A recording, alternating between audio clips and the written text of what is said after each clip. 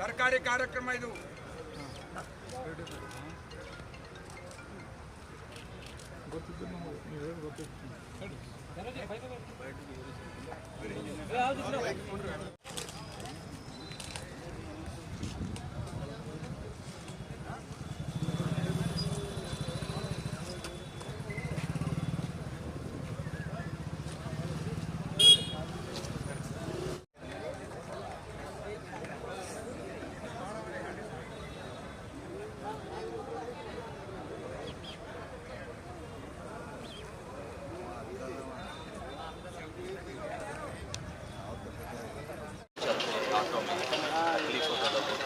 अभी गाड़ी मिला तो गाड़ी पर बैठ के जा सकते हैं, आराम से सामान रख के लेके आ सकते हैं.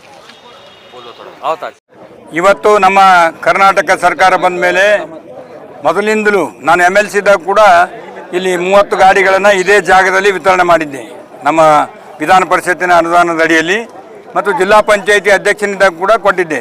ಇವತ್ತು ಕೂಡ ಶಾಸಕನಾದ ಮೇಲೆ ನಮ್ಮ ದಕ್ಷಿಣ ಮತಕ್ಷೇತ್ರದಲ್ಲಿ ಬರ್ತಕ್ಕಂಥ ಎಷ್ಟೇ ಅಂಗವಿಕಲರಿರಲಿ ಎಲ್ಲರಿಗೂ ಯಾವುದೇ ಪಕ್ಷಪಾತಲ್ಲಿ ಯಾವುದೇ ಪಾರ್ಟಿ ಗೀಟಿ ಜಾತಿ ಏನಿಲ್ಲ, ಯಾರು ಏನಪ್ಪ ಅಂದ್ರೆ ಅಂಗವಿಕಲರ ಅವ್ರಿಗೆ ಏನಪ್ಪ ಅಂದ್ರೆ ಸಂಪೂರ್ಣವಾಗಿ 5 ವರ್ಷದಲ್ಲಿ ಅಂಗವಿಕಲರಿಗೆ ವೆಹಿಕಲ್ ವ್ಯವಸ್ಥೆ ಮಾಡ್ತಕ್ಕಂಥದ್ದು ಒಂದು ನಿರ್ಧಾರವನ್ನು ತೆಗೆದುಕೊಂಡಿದೆ ನಮ್ಮ ಪಕ್ಷ.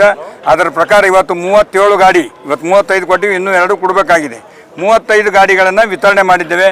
ಎಲ್ಲ ಹಳ್ಳಿಯಲ್ಲಿ ಸಿಟಿಯಲ್ಲಿ ಬರ್ತಕ್ಕಂಥ ಎಲ್ಲರಿಗೂ ಕೂಡ ಏನಪ್ಪ ಅಂಗವಿಕಲರಿಗೆ ತಮ್ಮ ಜೀವನದಲ್ಲಿ ಸುಗಮವಾಗಿ ಹೋಗಿ ಬರಲಿಕ್ಕೆ ಅನುಕೂಲ ಆಗಲಿ ಅಂತ ಹೇಳಿ ವಿಕಲಚೇತನ ಅಂಗವಿಕಲರಿಗೆ ಈ ವೆಹಿಕಲ್ನ 3 ಚಕ್ರದ ತ್ರಿಚಕ್ರ ವಾಹನವನ್ನು ವಿತರಣೆ ಮಾಡಿದ್ದೇನೆ. ಎಲ್ಲರಿಗೂ ಒಳ್ಳೆಯದಾಗಲಿ. ಮುಂದೆ ಬರ್ತಕ್ಕಂಥ ದಿವಸದಲ್ಲಿ ಹಂತ ಹಂತವಾಗಿ ಏನು ಉಳಿದಿರ್ತಕ್ಕಂಥ ಅಂಗವಿಕಲರು ಕೂಡ ಇದರ ವ್ಯವಸ್ಥೆಯನ್ನು ಮಾಡ್ತೀವಿ. ಧನ್ಯವಾದ. हमारा नाम लक्ष्मण है सर, हमारा टी पॉइंट है और सर हमारे को गाड़ी दिला है, अच्छा हो सर माल पे लाने को, एक हेल्प हुआ सर हमारे को, वही साहब को सलाम करने का हमारा काम.